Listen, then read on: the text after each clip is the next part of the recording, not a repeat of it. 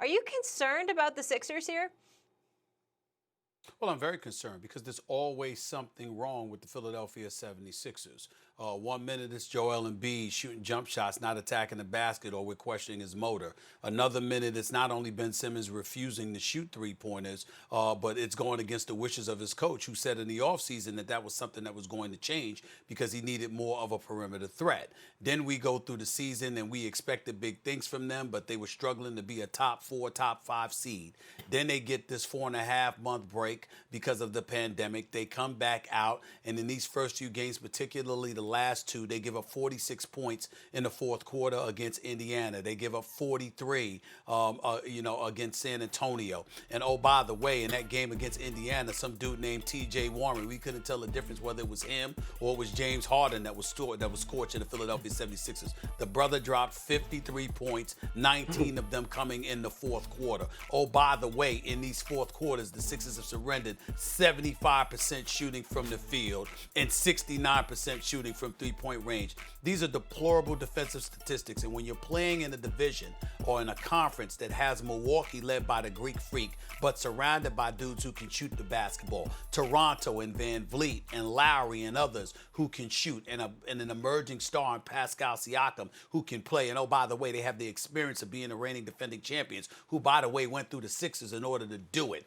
Then you've got a team like Boston with Jason Tatum having ascended. Kemba Walker, we're hoping will get better. Oh, by the way, Jaylen Brown can ball significantly well, by the way, especially when you watched him shoot the basketball the other night.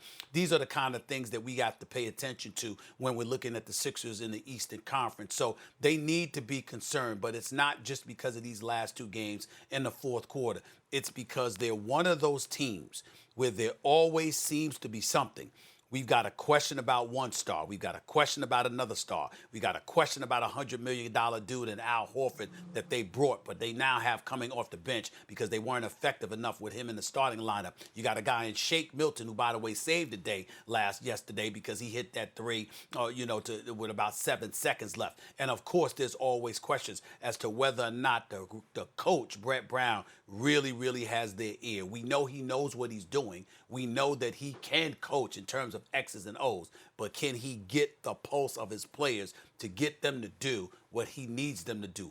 All of these huge question marks are the kind of things you can't afford if you're the 76ers and you're trying to take advantage of this opportunity and win a championship. I am concerned about the Sixers, and I'll just make it simple. They don't shoot it well enough. That was the concern going into the season. You gave up a lot of shooting, but they got back. Richardson's the kind of guy, like, if he's shooting it well that year, he'll shoot it just well enough that you have some shooting there from a guy who can play defense. But Ben Simmons doesn't even shoot the ball at all. It's not that he can't shoot, he just won't even shoot it at all. And then, so who else do you have? Embiid has never been a good enough three-point shooter to really have him taking a lot of three-point shots. Shake is a nice player. I mean, he showed a lot of fortitude. He had a terrible game, and then he bounced back and hit a game winner. Good for him, and he has shot the three well, but he's not like a totally high usage kind of player you're going to run your offense through. The guy who can shoot it is Tobias Harris, who's a very good offensive player, but only a good shooter. He's not a great shooter.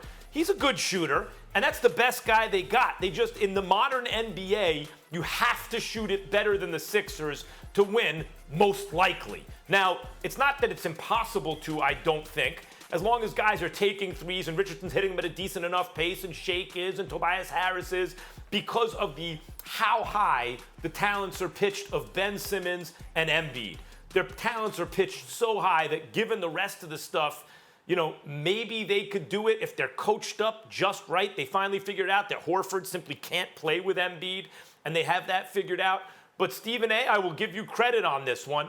You have been the one questioning Brett Brown as a coach and saying that you don't know if he has the kind of level to get this thing done. And it's not, and I think he's a good coach, but it's going to take a great coach to win the way this team is constructed. Someone's going to, like a couple guys are going to have to start shooting it better. He's a good coach and he's a good man, but can he get the pulse of the players? Okay. That's what I want to know. So I know my role here, guys. My role is just to calm everybody down. It's only been 2 games in the bubble. Let's all get off the Sixers' back. But you know what? Can't do it for you. I'm really concerned about the Sixers. And it's because one thing, Max, that you could always count on the Sixers to do, even when all this mental gymnastics was going on, and it is always going on, they always defended. And now, in the first 2 games back, they've given up 127 points, 130 points. That's a problem. That's a problem that didn't exist before the pandemic hit. Now, during that time off, everybody was clamoring for Brett Brown to make a decision to do something different. He did. He moved Ben Simmons to power forward, Shake Milton to the point guard. We all applauded it. It was going to be beautiful. It was going to work. Well, Ben Simmons is struggling. Josh Richardson has all but disappeared, and he's a very important player for them. And Shake Milton did hit that big shot, and that was great to see, but struggled mightily in the first game, and still defensively is still growing on the job. So concerned, you bet. Here's the thing about the Sixers. Every time I look at them, I think they have 2 generational players. I'm not saying anything new here. Embiid, Ben Simmons, I think exceptional, rare talents with rare skill sets. And yet, you look at them, the body language is bad.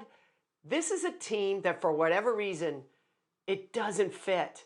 And I don't think a whole bunch of months off has made them fit any better.